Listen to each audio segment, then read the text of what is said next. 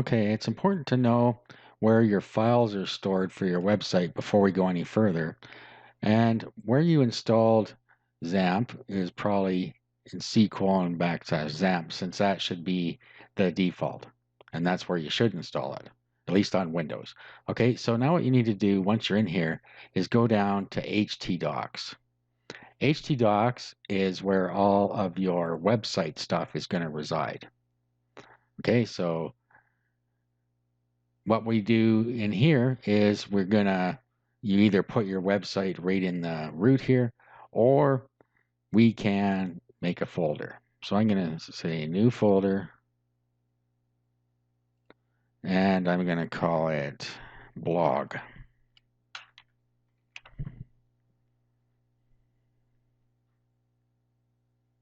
Okay, and then we're going to be installing WordPress in here. And when we go to localhost :81/blog, it will root us into this and bring up WordPress. Now, don't worry about the 81 thing. I'm going to deal with that a little later. Okay, so we're going to download WordPress. This is at wordpress.org. And we're going to download the latest zip file. And click OK. You can also install Bitnami, and then you can use the pre-installed WordPress in there. But I like to do mine manually so that I have full control of what's going on.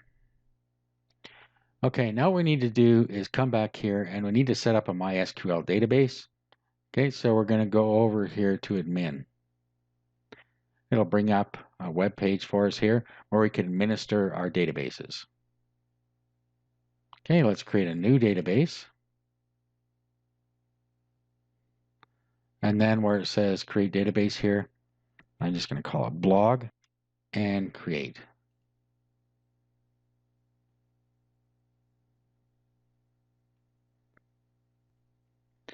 Now what we want to do is go over to privileges here. And then we want to add a user account.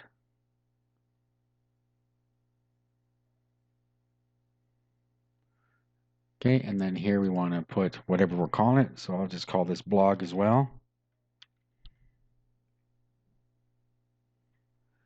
And then here, any host. Okay, we can change this to localhost. Okay, and then our password here. Repeat.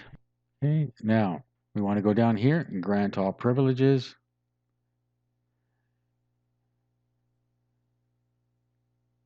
And then go in here and check all. Okay, and you see that it is now checked all privileges down here. And we're going to click go. Okay, and there we go. We now have a user attached to our new database. Okay, so WordPress is downloaded, so we need to unzip it where we downloaded it. You can't unzip in htdocs, so you can just do extract all. I use 7-zip, so I'm going to use that, which is a free program you can download if you'd rather use that. Okay, so wait for that to finish unzipping. Okay, so we'll go in here and in here, and we're going to just copy all these files out of it. So select them all, copy. And then we want to go back to our htdocs directory and blog. And now we're going to paste all this in here. Okay, now we're going to access this WordPress install. So all we have to do is go to localhost :81, since we have an 81 now, /blog with a capital B, and it'll bring up the installer. Okay, and here we are in the WordPress config. So we'll continue.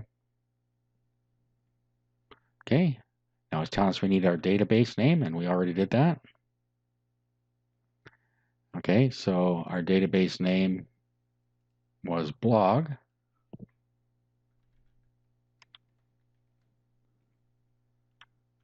And our username was blog.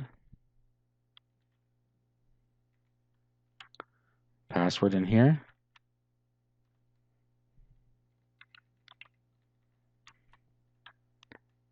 Okay, localhost, and then the name of our table prefix. So you can change this if you want or leave it the same. And that's it. So let's submit. It's going to check and make sure it can get to our database. It can. Run the install. Okay, so we'll say my blog and then your username,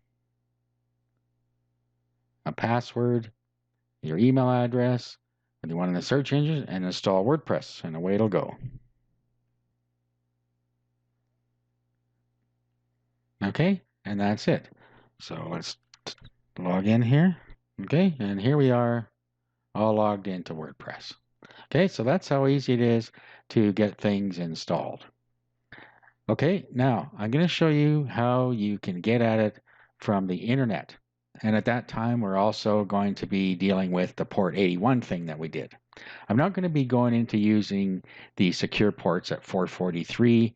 You need an SSL certificate and stuff like that. So we're just going to be talking about sites that normally come in on port 80. Okay, so in the next video, we are going to go over how to set up things so that you can access your site from the internet.